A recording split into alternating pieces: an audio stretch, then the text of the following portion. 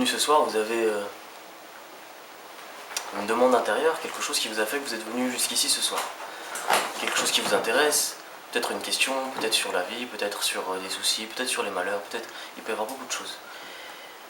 Toujours est-il que chacune des personnes qui est ici dans cette pièce aujourd'hui, elle a une attente de ce qu'elle est venue chercher ici ce soir. Donc on va commencer comme la dernière fois, la fois dernière, on va lire un texte pour essayer de fixer à l'intérieur de nous cette demande. C'est-à-dire qu'on va lire un petit texte que je ne vais pas expliquer, celui-là je ne vais pas spécialement l'expliquer, il n'est pas très long, c'est un chamatier. Et durant la lecture de ce texte, je ne sais pas s'il est très très compréhensible, mais l'important c'est que chacune des personnes d'entre vous essaie de ressentir le maximum la raison qui l'a fait venir jusqu'ici. Dire quel est le désir qu'elle a eu en venant jusqu'ici. Pour essayer d'affiner et de trouver son intention. La qualité de cette demande que vous faites, elle va faire la qualité de ce que vous allez entendre et la qualité de ce avec quoi vous allez repartir.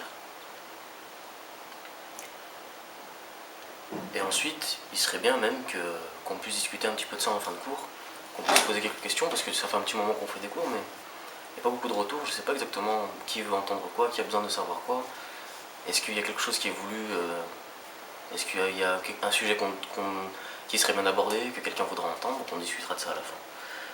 Donc pour le moment, concentration. Alors, Chamati 69. Tout d'abord sera la correction du monde. Il a dit que d'abord viendra la correction du monde. Ensuite viendra la complète rédemption, la venue du Messie. C'est la signification de « Mais tes yeux verront ton professeur, et la terre sera remplie de la connaissance ». C'est la signification de ce qu'il a écrit. Que d'abord l'intérieur des mondes sera corrigé, et ensuite l'extériorité des mondes. Mais nous devons savoir que l'extériorité des mondes qui sera corrigée est un degré plus élevé que la correction de l'intériorité. Et la racine d'Israël est de l'intériorité des mondes. C'est la signification de « car vous êtes le moindre de tous les peuples ».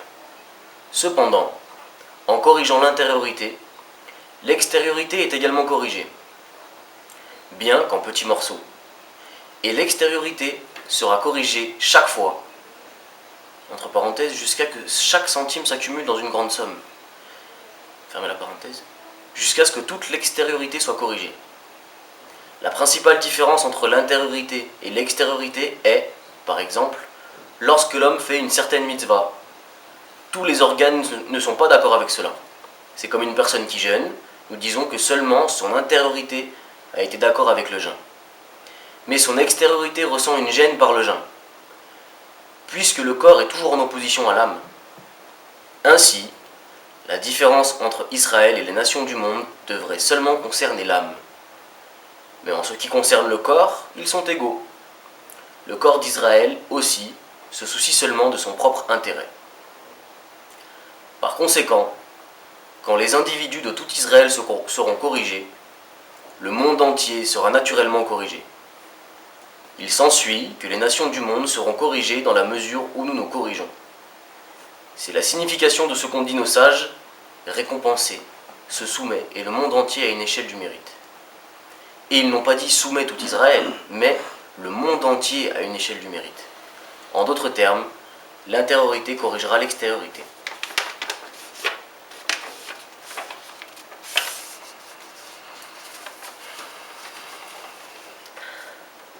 Alors, on étudie ce que les kabbalistes nous enseignent à propos de la réalité, de ce qu'on peut percevoir autour de nous, de ce qu'on peut sentir, des mondes qui nous échappent et de tous les détails qui les composent.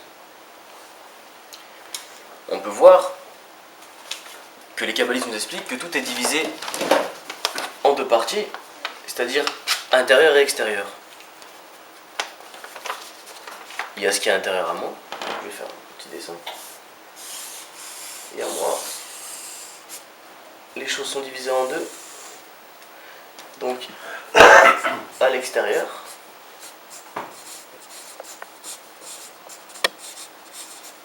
et à l'intérieur. Est-ce que tout le monde voit? Moi je suis là, je sais pas. à l'intérieur. Et tout ça, donc, comment la réalité elle est divisée. Donc on nous explique que cette réalité elle est divisée en 10 sphérotes. La dernière fois on avait expliqué ça, les 10 sphérotes. Alors, on a, donc, sur tout ce champ-là, donc, il y a moi, je me sens ici. C'est-à-dire moi je suis là, entre la limite des deux, ce que je ressens à l'intérieur de moi et puis ce que je ressens à l'extérieur. Et donc, on a les 10 sphérotes, qu'on comptabilise en 5, alors on va les compter comme ça. Donc, Keter, Chokhma, Bina, Zerampin et Malchut. D'habitude on les compte dans l'autre sens, mais là on va parler en fait par rapport à l'homme, c'est-à-dire par rapport à nous, comment on perçoit. Souvent dans les cours de Kabbale on explique l'ordre de façon différente, mais c'est parce qu'on parle de la correction. On va dire à partir de la fin, on fait un trajet en remontant et on va aller dans l'autre sens. Donc ici, j'ai ces trois là qui sont ce qu'on appelle mon intérieur, que je discerne plus facilement, et celles-là qui sont un peu plus difficiles à percevoir.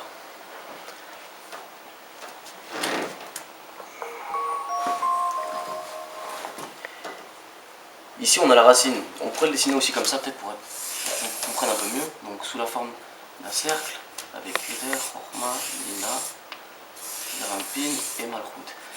Et c'est-à-dire que moi je serais là-dedans, ça ce serait mon degré le plus intérieur ici, Keter, qui se propage et qui capte vers l'extérieur. Et moi je suis ici et j'ai une difficulté à rentrer au plus profond de ma source. C'est-à-dire que les kabbalistes nous enseignent ça, qu'on a une source et que tout finalement est à l'intérieur de nous. C'est-à-dire que même ce qu'on considère comme étant à l'extérieur ici, forme finalement une image plus grande qui est à l'intérieur. On peut dire aussi comme ça peut-être, que je suis comme une boîte, où finalement il y a tout. C'est-à-dire que même ce que je considère à l'extérieur de moi, comment je peux arriver à définir que c'est réellement, que ce que je vois est réel? Je ne sais pas vraiment. C'est-à-dire que c'est peut-être une illusion, on ne sait pas exactement. C'est-à-dire que les kabbalistes nous apprennent ça, que plus on rentre à l'intérieur de nous, et plus on va arriver à percevoir ça, que tout ce qu'on perçoit, chaque détail de la réalité, est finalement à l'intérieur de nous. Ce qui nous donne des possibilités bien différentes par rapport à notre perception et par rapport à notre action sur la réalité. Donc je suis comme une boîte avec, les kabbalistes m'expliquent, qu'il y a la lumière qui joue dessus. Donc cette lumière directe, que moi j'arrive pas à percevoir directement. Moi je vois un monde, c'est-à-dire que je vois un monde qui est séparé de moi. Je vois différents objets, différentes personnes, j'ai différentes sensations. Le monde n'est pas directement uni. Donc cette lumière, on va dire qu'elle est filtrée par plusieurs filtres. Donc ces filtres-là, Keter, Chokhma, Bina, Zerampin et Malchut. C'est ce qui me sépare de la lumière directe. Moi ici à l'intérieur, j'ai un écran, quelque chose qui me permet d'observer. Quelque chose qui fait que je regarde. Et que je divise le monde comme ça. Je divise le monde entre intérieur et extérieur.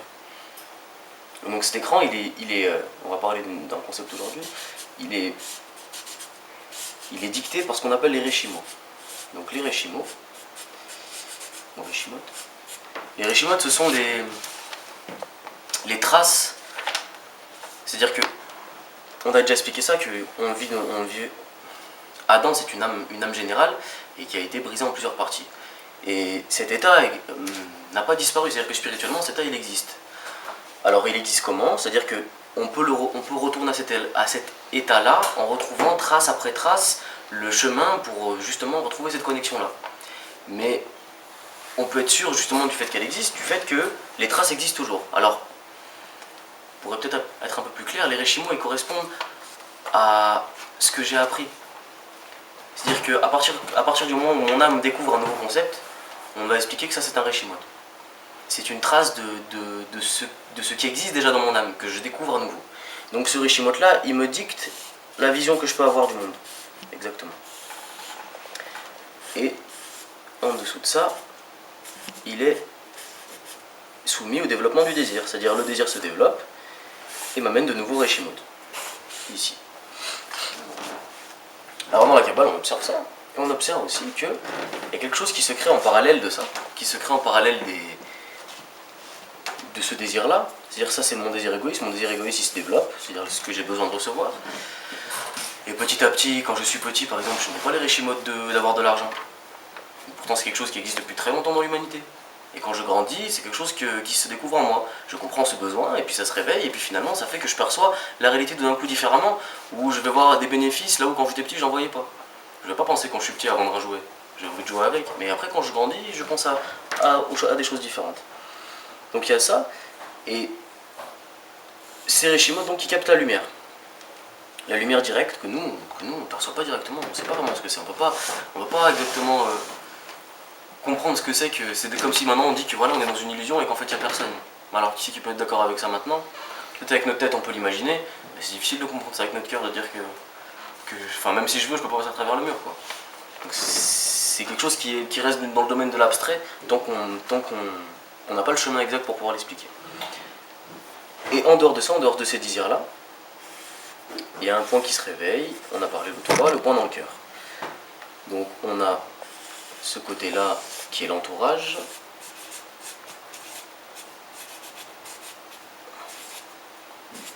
L'entourage avec un U, c'est mieux. L'entourage. Et ici, ça, c'est mon désir de spiritualité. Ici. Et ce désir-là, il est influencé directement par la lumière. Directement. Ici, à quoi il correspond? Ce désir de spiritualité il correspond à mon intériorité. Ici, mon intérieur. Donc là, à mon intérieur, j'ai le point dans le cœur. La dernière fois, on avait expliqué ça, peut-être que ça vaut la peine de revenir dessus. On a Keter, Chokhma, Bina, Zerampin et Malchut pour les principales. C'est-à-dire que cette séphirote, je rappelle qu'il y en a 6 à l'intérieur. 5 à l'intérieur, pardon. Mais on la compte comme une seule. Donc ici, on a parlé des séphirotes intérieures, des choses qu'on perçoit à l'intérieur de nous, et ici, des choses qu'on perçoit à l'extérieur de nous. Donc ici, Keter, c'est ma racine. Bina, Chokhma, c'est le plaisir que je reçois, c'est-à-dire quand je fais une démarche pour m'approcher de quelque chose et que je ressens cette chose-là, je peux définir facilement le plaisir que j'en retire. C'est pas aussi facile de définir le rôle de Malchut. Parce que pour définir le rôle de Malchut, déjà, il faut arriver à comprendre que tout l'extérieur n'est qu'une seule chose. C'est-à-dire que tout l'extérieur n'est qu'en moi finalement. Que les choses ne sont pas divisées en réalité. Alors c'est plus difficile à cerner et à saisir. Zerampin et Malchut, c'est ce discernement-là. Donc, après on parlera du groupe. Dans le groupe, on dévoile une Malchut. Donc le groupe, plusieurs personnes qui se connectent. Mais ici donc pour l'instant, alors ensuite j'ai donc Chokhma, c'est le plaisir que je reçois d'une situation vers laquelle je tends, et Bina c'est la condition que je dois remplir. Donc ça c'est des choses qu'on peut... C'est des choses qu'on peut arriver à discerner assez facilement. C'est-à-dire qu'à l'intérieur de moi, quand ces choses-là se réveillent, je peux en avoir une approche assez claire, une sensation assez claire. Ce qui est plus difficile, c'est de discerner où est Malchut autour de moi.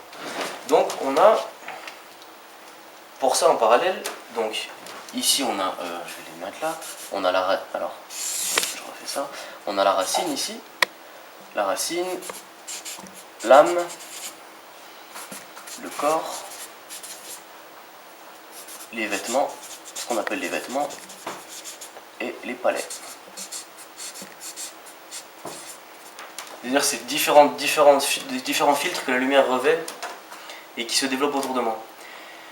Une fois que je perçois que toute la réalité, finalement, tout est à l'intérieur de moi, je dévoile ça en plusieurs on va dire, rapports avec moi-même. Mon corps est là, mon âme est ici, ma racine. Ma racine, c'est mon moi profond, c'est-à-dire c'est là où il y a un appel des choses, et ça va jusqu'au palais. Et donc, on reviendra après sur ces notions-là. Donc, dans la Kabbalah, on explique ça. Donc, que nous avons une correction à faire. C'est-à-dire qu'on doit faire une correction pour arriver déjà à capter cette lumière-là. Il y a une lumière qui vient d'ici, de l'extérieur, et qui se révèle être le délice absolu, et pourtant on ne le voit pas, parce qu'on n'a pas le récipient apte à le recevoir. Et donc, on nous dit ça comme une condition, qu'on a une correction à faire, une restriction à faire sur notre ego. Donc cette correction, elle passe par quoi? Elle passe par l'amour du prochain. Alors comment on fait? On met le point dans le cœur dans un groupe avec d'autres points dans le cœur.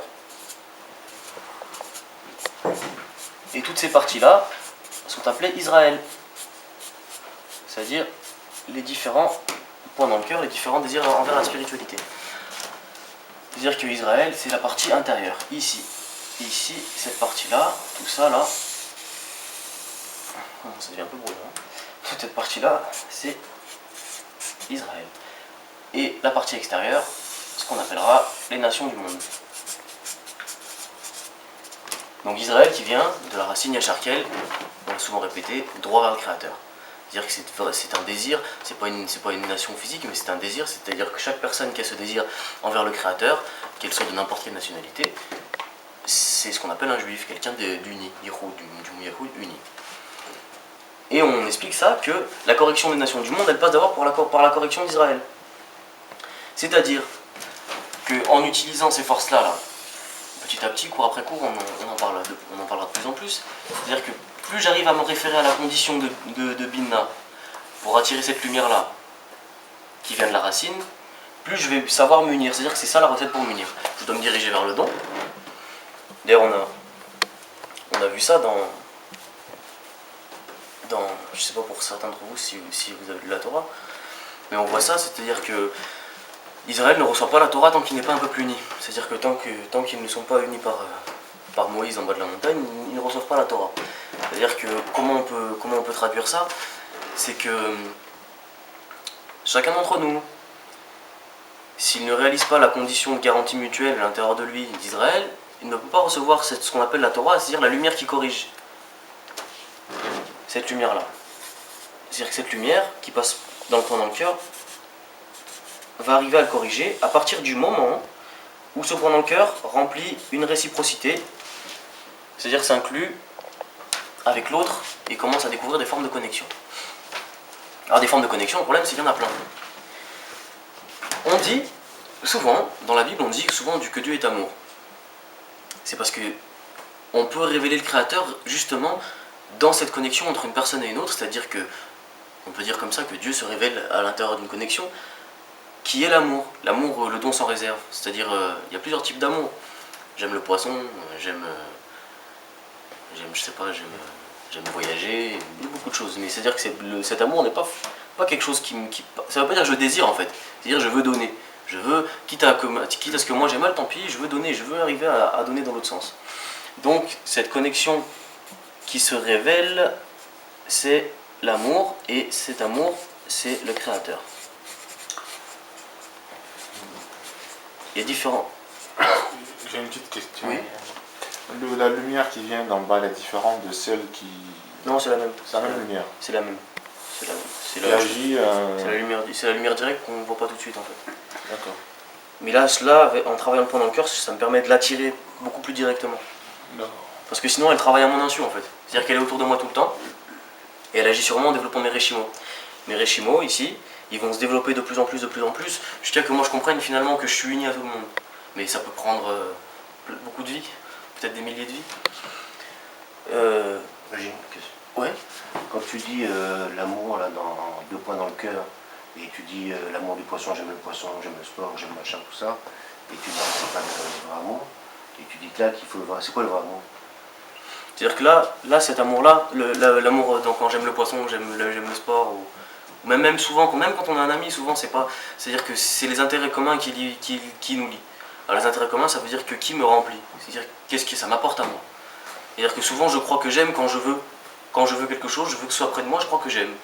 Alors est-ce que j'aime vraiment? Si j'aime vraiment, ça veut dire que même si la chose est différente de moi, même si la chose ne me plaît pas, je peux quand même aller vers elle. Et c'est quelque chose que finalement notre nature nous empêche, c'est notre égoïsme et nous rend cette action complètement inaccessible, d'arriver à aller, à tendre vers ce envers quoi je ne désire pas. C'est pas très français. De tendre vers ce que je désire pas, voilà. Et donc le vrai amour, c'est d'arriver justement à contrôler ce mouvement, d'arriver vers le don, d'arriver à donner, même sur quelque chose que je veux pas finalement. Sans intérêt. Sans intérêt, voilà, sans intérêt. Ouais, c'est ça, sans intérêt. On peut donner sans intérêt? On peut aimer sans intérêt? Non. Non, on peut pas. Comment on fait alors? Il faut une correction. C'est-à-dire qu'il y a une correction, justement on apprend ça, que nous on est là-dedans, qu'on est soumis au désir égoïste, et qu'il faut arriver à une correction pour pouvoir justement nous rapprocher du Créateur et dévoiler entre nous justement le Créateur. Alors, il existe plusieurs types de connexions. Parce qu'on peut dire qu'il y a beaucoup de gens qui s'unissent. Je sais pas, il y a le Parti communiste, il y a les grandes entreprises, il y a beaucoup de choses, il y a beaucoup de gens qui s'unissent. Mais c'est là où on va parler, on parle de forces impures, on parle de démons, d'anges mauvais. C'est-à-dire que les connexions qu'on peut révéler entre deux parties qui ne sont pas pour un but d'amour et de don sans réserve, c'est ça qu'on appelle les forces mauvaises, qu'on appelle Balaam, Balak, ou Azazel, ou des noms de forces différentes, qui sont finalement des connexions qui amènent un mensonge bien tourné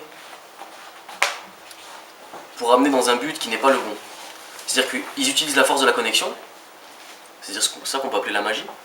On utilise la force de la connexion, c'est-à-dire qu'on utilise une force d'attraction qui existe, c'est-à-dire que quand les gens se lient, il y a une grande force. Dès que deux personnes se mettent ensemble, ils ont une force supplémentaire, leur connexion fait qu'ils bénéficient d'énergie qu'ils n'avaient pas avant. Mais si cette relation n'est pas faite dans le bon but, alors ce qu'ils dévoilent, ça s'appelle de la magie, c'est-à-dire qu'ils font des choses pour se perdre eux et perdre les autres. Alors ils dévoilent une connexion qui est fausse, et toutes les forces tout ce qu'on peut appeler les forces impures. En dehors de ça, donc en dehors de ces liaisons, on va dire,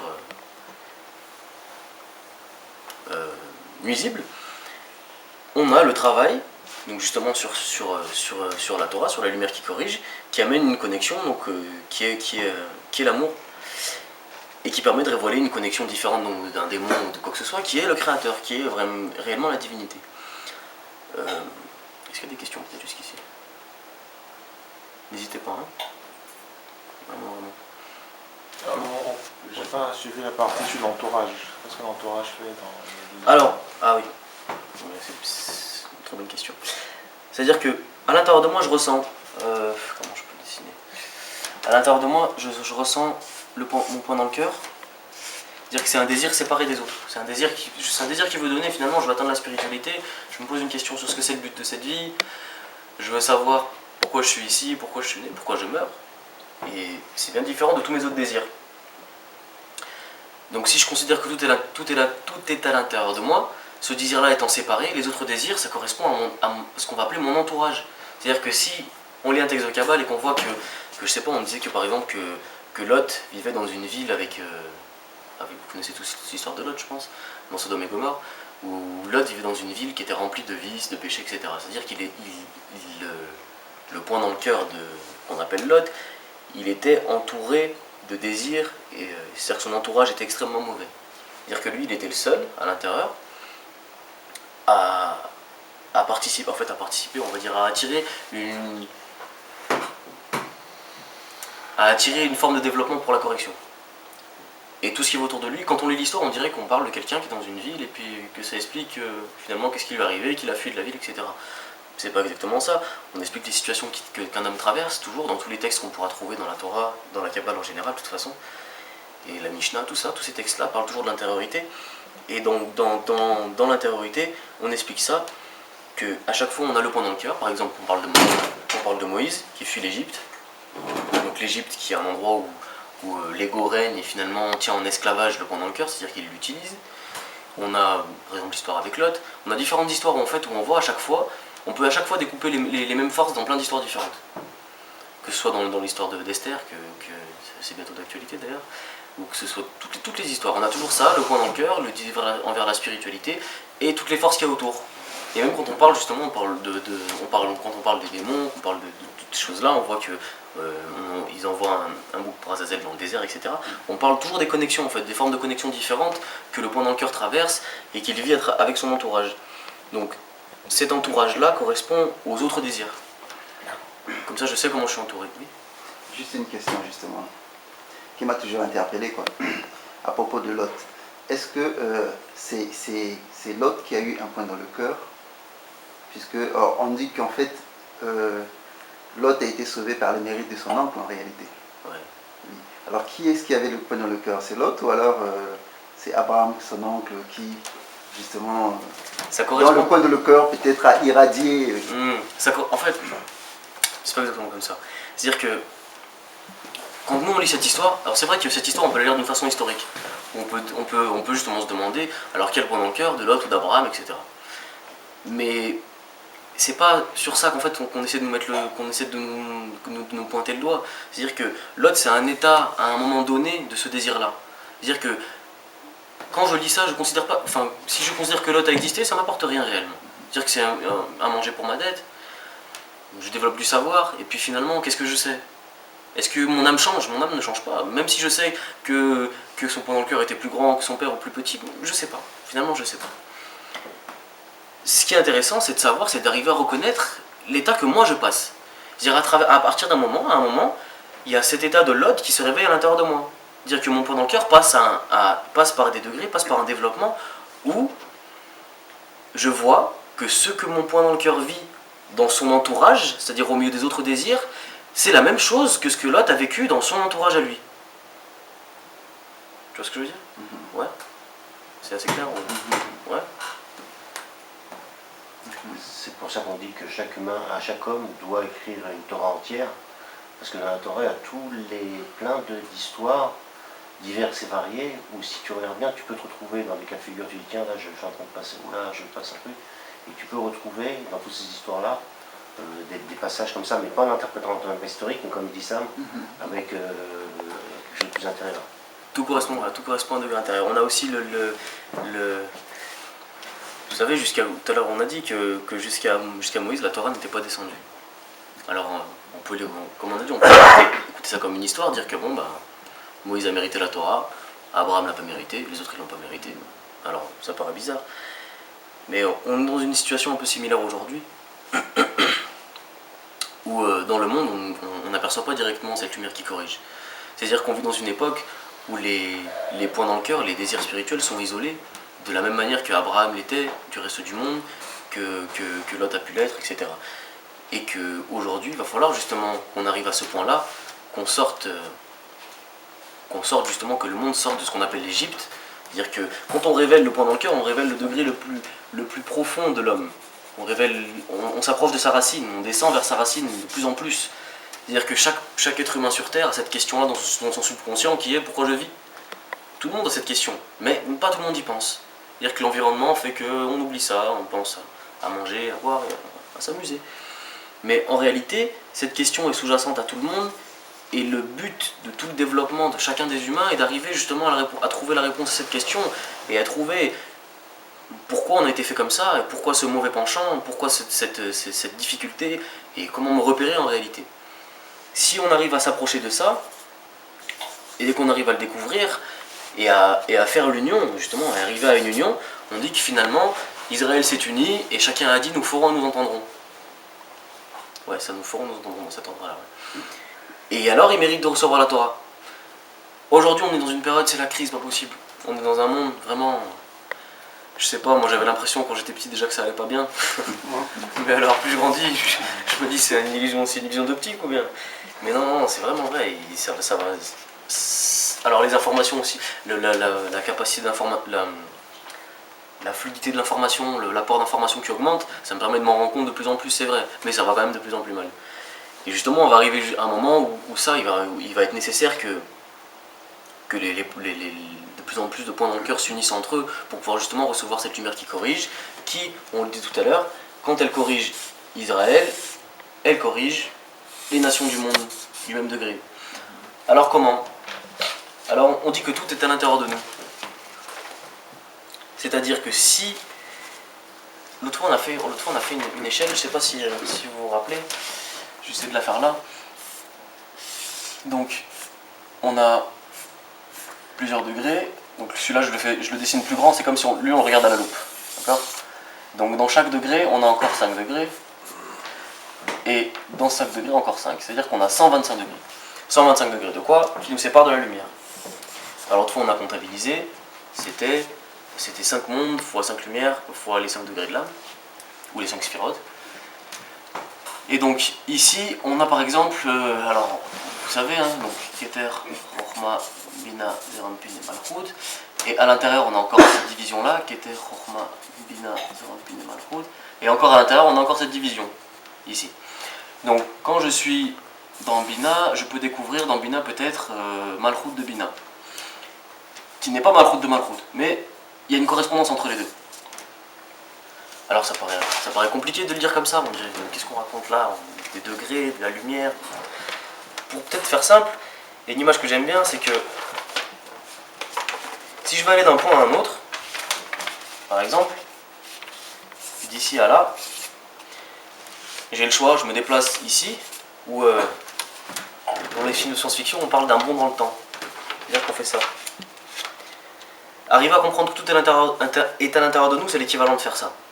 C'est-à-dire à partir du moment où je comprends que toutes ces facultés, tout ce qui se passe en fait à l'extérieur de moi, finalement c'est en moi, que c'est des forces, des degrés, des perceptions, des dévoilements différents qui brillent, je vais arriver, par ma perception intérieure, justement, à relier les degrés les uns avec les autres.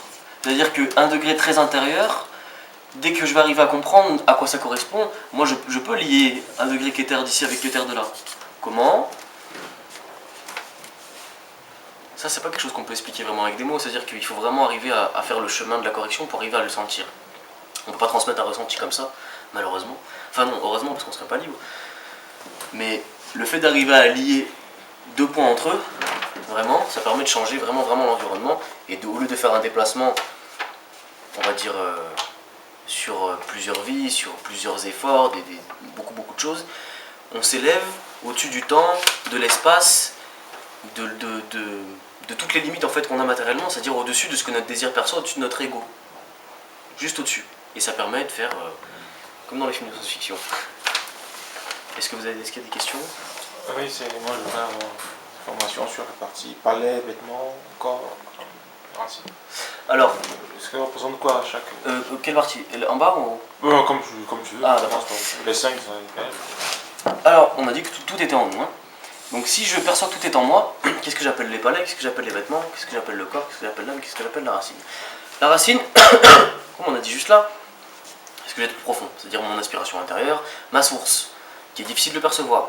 Mais je peux sentir, c'est comme si d'un coup je suis une marionnette, et que je commence à bouger, et que je sens qu'une main m'anime. Cette main est ma racine, c'est ma source. Alors je dois sentir ça. Je ressens ça à l'intérieur de moi, je ressens que finalement, est-ce que j'ai toujours le choix ? Si je cherche vraiment, si je lutte vraiment, je vais me percevoir au bout d'un moment que même à l'intérieur du groupe, même si je m'entoure le mieux possible, il y a quelque chose qui m'échappe. Il y a une domination sur moi-même qui m'échappe, il y a quelque chose qui me pousse de l'extérieur. Et ça on appelle ça ma racine, c'est un degré de perception très très profond. Ensuite mon âme, comment je peux dire ça ?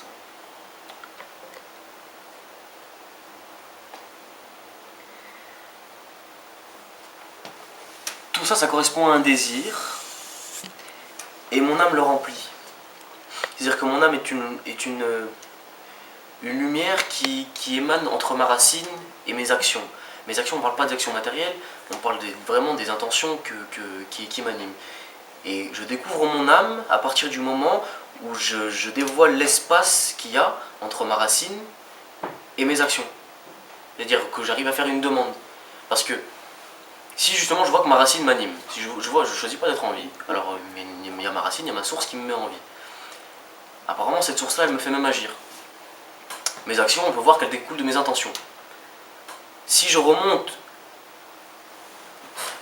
justement jusqu'à ma racine, je découvre ce que je peux appeler mon âme. Je découvre vraiment là où je pourrais avoir un choix finalement. Et qu'est-ce que je connecte quand je fais ce travail spirituel ? Qu'est-ce que je connecte pas mon corps ? Je connais ce que j'appelle mon âme, et c'est à ça que correspond finalement l'âme de Adam. On dit que tout le monde était connecté, c'est un peu difficile à comprendre, et c'est difficile à expliquer aussi. C'est-à-dire que... Je vais faire un dessin.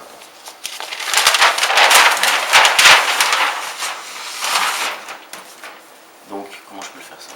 Que ici, j'ai quelque chose qui m'anime, d'accord ? Moi, ce que je sens les choses là, je sens les choses dans mon corps.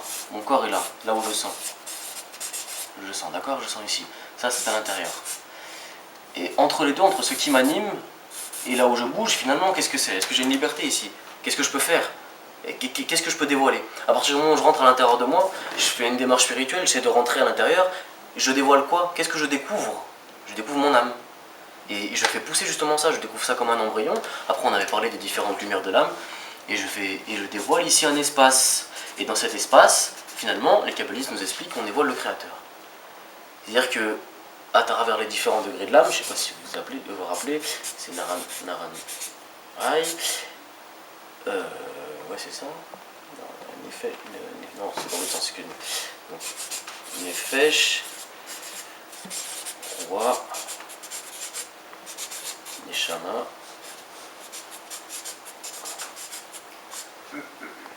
Neshama, Nefesh Roi, Raya. Raya, Yechida. Yechida, ici c'est l'union. C'est-à-dire qu'au plus haut degré de mon âme, je vais découvrir une union avec le Créateur. C'est-à-dire que finalement, en arrivant à l'équivalence de forme avec le Créateur, c'est comme si le Créateur peut se revêtir à l'intérieur de moi. Je découvre ça.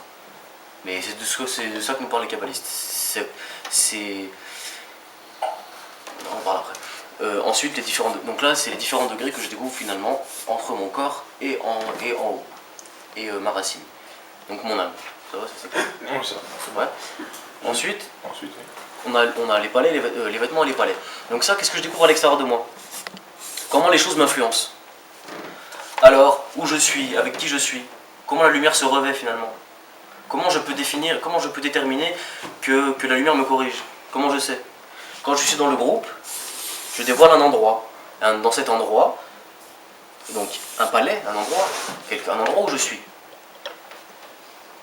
Et dans cet endroit, la lumière prend des vêtements pour venir vers moi. Ça peut être des vêtements différents. C'est par rapport à ce que moi, comment je considère la vie. Ça peut être, je sais pas, comment on peut dire, les choses qui m'arrivent et qui me corrigent finalement, ou dans lesquelles je peux percevoir la lumière, c'est ce qu'on appelle les vêtements de la lumière. Ça peut être tout ce qu'il y a dans ce monde. Mais je peux pas vraiment nommer quelque chose de matériel parce que après on se fixe dessus. Mais c'est par rapport à quoi, comment la lumière se revêt, comment elle arrive vers moi, comment elle me touche. C'est son vêtement. Et je le découvre à l'intérieur du palais. Ça va, ça c'est clair? Est-ce que le palais peut être comparé à un cli, par exemple? Pardon? Le palais, il peut être comparé à Oui. un récipient. Oui. Oui. La musique, c'est un moyen formidable, justement. Pas pour tout le monde. Pour certains. Ça peut être. Oui, bien sûr. D'autres questions, oui. Est-ce qu'une âme, c'est une lumière? Une forme de lumière, disons. Oui. Oui. Et là, elle se situerait à quel niveau? Nefesh, roi, ou bien Comment ça? l'âme? Si c'est une lumière. L'âme, c'est-à-dire l'âme. On parlait de l'âme tout à l'heure. Cette partie, tu veux dire? Cette partie, c'est l'âme. Donc l'âme, elle se développe finalement, c'est une connexion, c'est-à-dire que l'âme n'est pas exactement en moi, mais entre moi et l'autre. Et oui, c'est une lumière. Et j'ai justement, on appelle ça les lumières de l'âme d'ailleurs. C'est justement les différentes lumières qui vont m'animer et qui vont faire que je peux passer d'un degré minéral où je ne peux pas bouger. C'est-à-dire que peut-être que je découvre que finalement là-dedans il y a beaucoup de choses qui se passent, mais je ne peux rien faire. Simplement je sens. À un degré, ça qu'on appelle les degrés minéral, végétal, animal et humain, en évoluant, où je vais arriver à un degré humain, où finalement, en me rendant compte de ce que c'est que la réalité, je vais pouvoir agir dessus. Et je vais pouvoir faire ce genre de choses-là, d'arriver à plier le temps. Ça marche? Ouais. D'autres questions? Est-ce qu'on peut dire que si un point dans le cœur, il est pas lié avec un autre point dans le cœur, une personne n'a pas d'âme? En fait, personne n'a d'âme en fait. Ouais, bah ouais. Dans ce monde. C'est-à-dire que je peux pas, étant donné que je peux pas la constater, et c'est comme si j'en ai pas. Je peux pas percevoir son existence. Pour acquérir une âme, il faut donc se connecter avec les autres points dans le cœur. Obligé. Et le groupe, c'est quoi? Qu'est-ce qu'on peut dire que c'est un groupe? Comment ça, qu'est-ce qu'on peut dire que c'est un groupe? Ben, ça peut être, c'est pas des corps physiques, on peut dire. Dans Ah, bien sûr. Ben, c'est ça qu'on parlait tout à l'heure. Ici, on explique ça, que le groupe, c'est... Peut-être que dans le groupe, il y a 1000 personnes, mais il y a 5 points dans le cœur. Alors, qu'est-ce que c'est que mon groupe? C'est ces 5 points dans le cœur. C'est ces gens-là qui vont avoir, justement, un engagement de garantie mutuelle avec moi.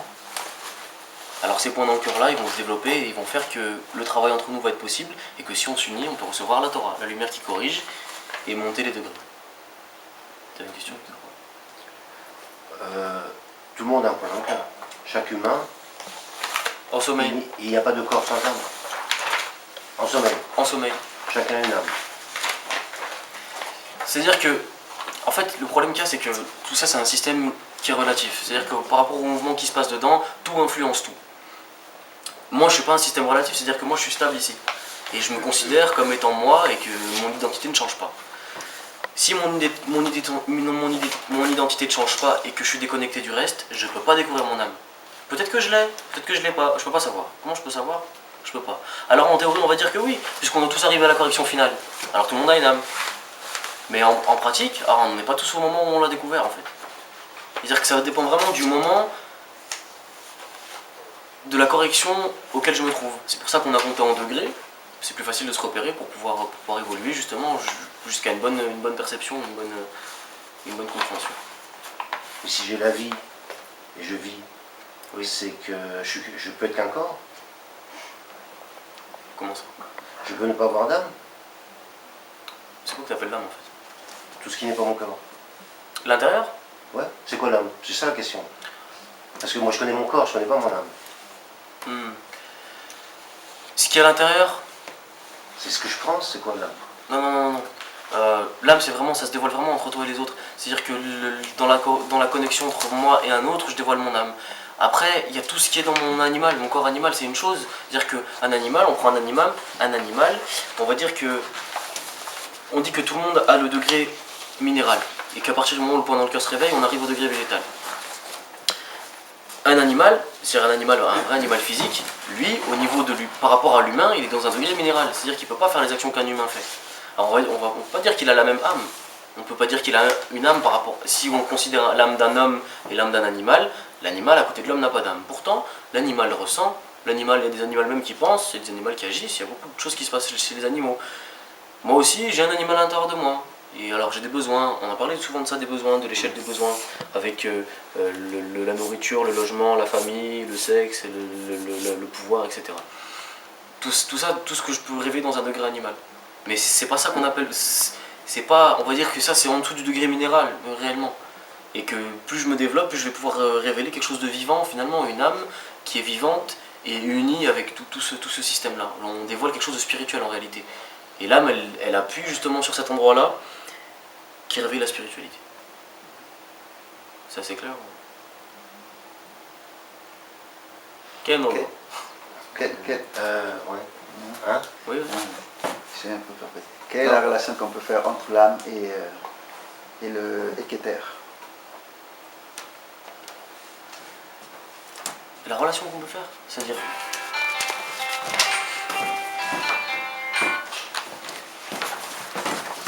Alors... Donc ici Keter, Chorma et Bina, d'accord? Un rapport de l'un à l'autre. Quelle relation on peut faire? Qu'est-ce qui me remplit? Qu'est-ce qui me remplit et d'où ça me remplit? L'âme émane de Keter. C'est-à-dire que le Keter c'est le point d'émanation et elle remplit quoi? Le corps. Le corps, ce corps qui a une condition. C'est-à-dire que c'est un corps, on va dire, c'est un corps spirituel à partir du moment où il remplit la condition de donner. Sinon c'est pas un corps spirituel. C'est-à-dire que ce corps-là est rempli par l'âme. Par l'âme, cette âme, ça, cette force du don, cette lumière, une lumière qui agit pour donner, qui se réveille, qui sort de Keter, donc qui sort de la racine, ici, pour arriver justement dans le corps.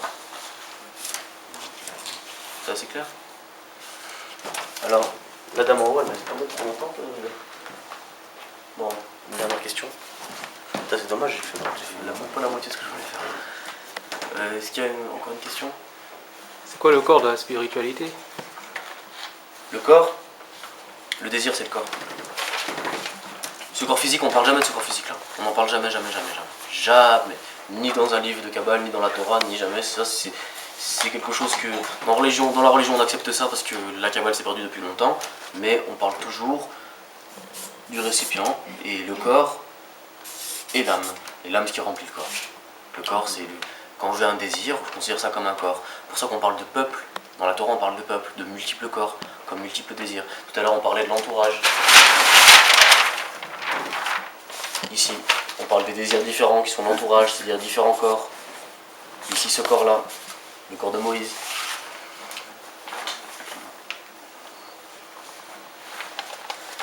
pouvoir arrêter là. Malheureusement. Ouais. Et on a commencé en fait, on a commencé un peu tard et on doit finir un peu plus tôt. Alors. Le cours sera mis sur YouTube. Il n'y avait pas de nouveau aujourd'hui. Le précédent aussi, on espère. Ouais, j'espère aussi. Ouais.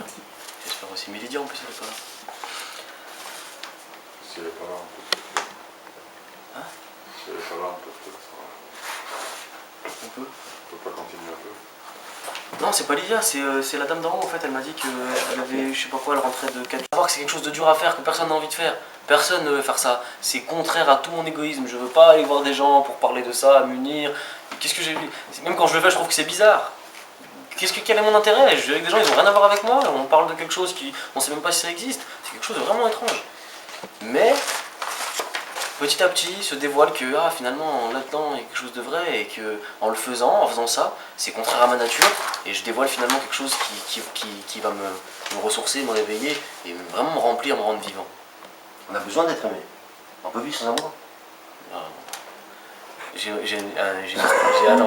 histoire pour ça. Il y a un jour, ils ont fait une expérience avec des rats. Oui, c'est vrai. Donc ils ont mis 3 boîtes avec des rats dedans. Et donc dans une boîte, donc ils donnaient à manger aux rats, ils les insultaient, ils les tapaient, machin, ils les traitaient mal. Une autre boîte où le manger était donné de façon automatique. Et une autre boîte où ils leur faisaient des câlins, machin, ils sont gentils avec eux, mais toujours ils leur donnaient à manger, pareil. D'après vous, c'est quels rats qui sont morts en premier? Une idée? Automatique. C'est ce qu'on a caressé. Ils sont morts en premier, automatique. Ouais, ceux qui sont morts en premier, ceux qui étaient automatisés. C'est-à-dire qu'ils n'avaient pas de stimulus de rien, ni de haine, ni d'amour. Alors, on a besoin de vivre, c'est-à-dire on a besoin de rapport avec l'autre. L'amour, oui, il y a des gens qui sont pas aimés, ils arrivent à vivre quand même. Mais bon, c'est mieux de vivre avec de l'amour, bien sûr, on tend tous vers l'amour. Mais l'amour, c'est quelque chose qui est plus nécessaire de le donner que de recevoir finalement. À savoir que l'important, c'est d'être en relation avec les autres. Cet exemple, je l'aime bien, parce que même un petit animal comme le rat, il a besoin d'avoir un contact finalement avec quelque chose d'extérieur, sinon il meurt. Il ne sait plus pourquoi il existe, il disparaît.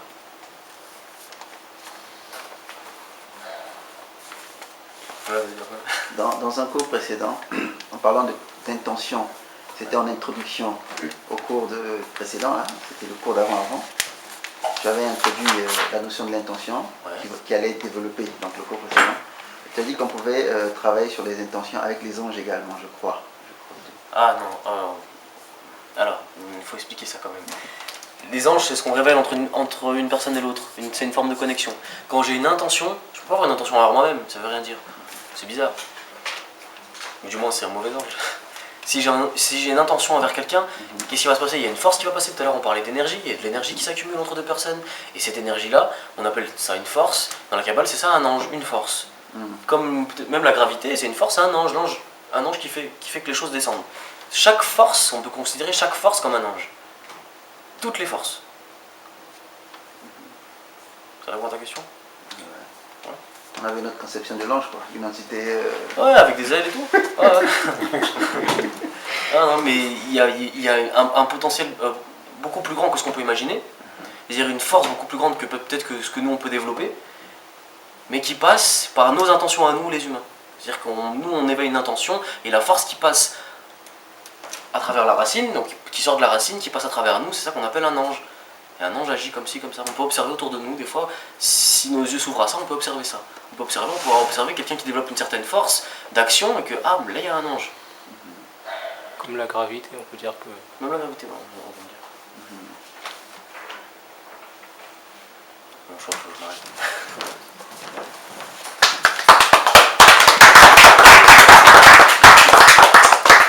Bon, je vous envoie un mail à tous et puis la semaine prochaine, j'espère qu'on pourra aborder tout ça. On va préparer tout ça. Tout ça?